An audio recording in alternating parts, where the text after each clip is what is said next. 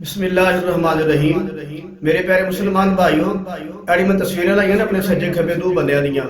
ये वो बंदे ने कि जेड़े मुफ्तियां ने कराम ने जिन्हां ने फतवा दिता है जिहाद वास्ते कि जिहाद फर्ज हो गया है। उन्हां मुफ्तियां ने कराम नूं एडियां गंदियां मां भैन दियां गालां देंदे ने, कसम बखुदा एक एक गाल ते दिल फटदा है। ते इन्हां दा मौकफ की है? ये दोवां बंदियां दा कह रहे ने गालां कढ के नाल आंदे ने जनाब मुफ्तियां ने कराम नूं हुण पता लग्या जिहाद ते फर्ज हो गया 2 साल पहला।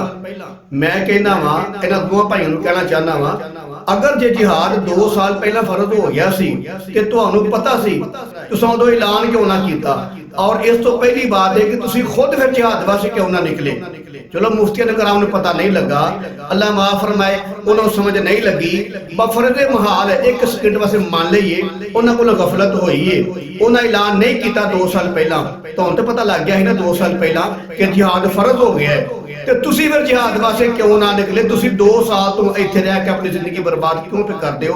अपनी जुबान गंदी क्यों पे करदे हो? दूसरी बात है कि जिन्हां मुफ्तियां ने कराम ने फतवे दिते जनाब, साडे नज़दीक अल्हम्दुलिल्लाह ए आलिम दीन ने, मुफ्तियां ने कराम ने, अल्लाह दे वली ने, और अल्लाह दे वलियां दे बारे अल्लाह दे पाक पैगंबर दा फरमान मुबारक है। अल्लाह दे हबीब ने फरमाया, मैनूं अल्लाह ने हुक्म दिता है कि मेरे महबूब सल्लल्लाहु अलैहि वसल्लम इन्हां लोकां नूं कह देवो जेड़ा मेरे वली नाल बुग़्ज़ रखदा है, कीना रखदा है, अदावत रखदा है, फरमाया उन्होंने कह देवो मेरा इहदे नाल ऐलाने जंगे।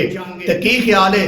गाल कढ़ना बुग़्ज़ नहीं, मां भैन दी गंदी गाल कढ़ना अल्लाह दे वली नूं, एक आलिम दीन मुफ्ती ने कराम नूं ये बुग़्ज़ नहीं, की हाल है प्यार मुहब्बत है, ये बुग़्ज़ ही है। ते इन्हां लोकां दे बारे अल्लाह ने अपने हबीब नूं कह के ऐलान करवाया, इन्हां लोकां नूं कह देवो जेड़ा मेरे वली नाल बुग़्ज़ रखदा है मेरी उहदे नाल ऐलाने जंग है।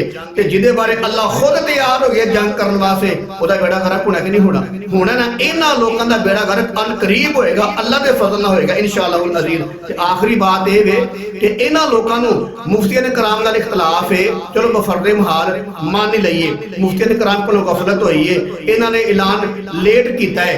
तुहानूं मुफ्तियां ने कराम नाल नफरत वे या उन्हां दे किरदार दी वजह तो या उन्हां दे अमल दी वजह तो दीन नाल नफरत नहीं ना, अल्लाह दे हबीब दी गल्लां नाल नफरत नहीं ना प्यार है ना। फिर तुसीं इन्हीं काम करो, इन्हां उलमा दी गल्लां छड्डो, मुफ्तियां ने कराम दी गल्लां छड्डो, तुहाडे नज़दीक इन्हां दा अमल किरदार गलत है तां ही तुसीं मां भैन दी गालां कढदे हो पे।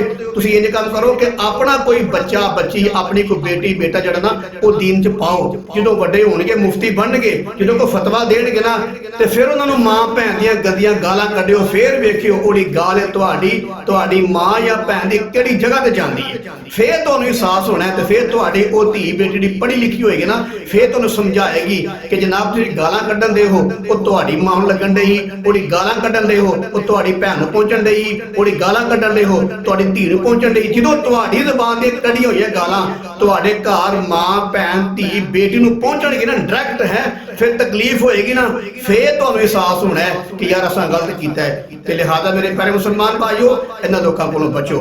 मेरी दिली दुआ है अल्लाह ताला सानू उलमा कराम मुफ्तियां ने कराम अल्लाह दे वलियां दे नाल अकीदत मुहब्बत और उन्हां दा अदब एहतराम कदी तौफीक नसीब फरमाए। और मेरी एक भी दिली दुआ है कि अल्लाह ताला इन्हां दुआओं नूं हिदायत नसीब फरमाए और इन्हां नूं अपने इस गंदे अमल तो तौबा करन दी तौफीक नसीब फरमाए।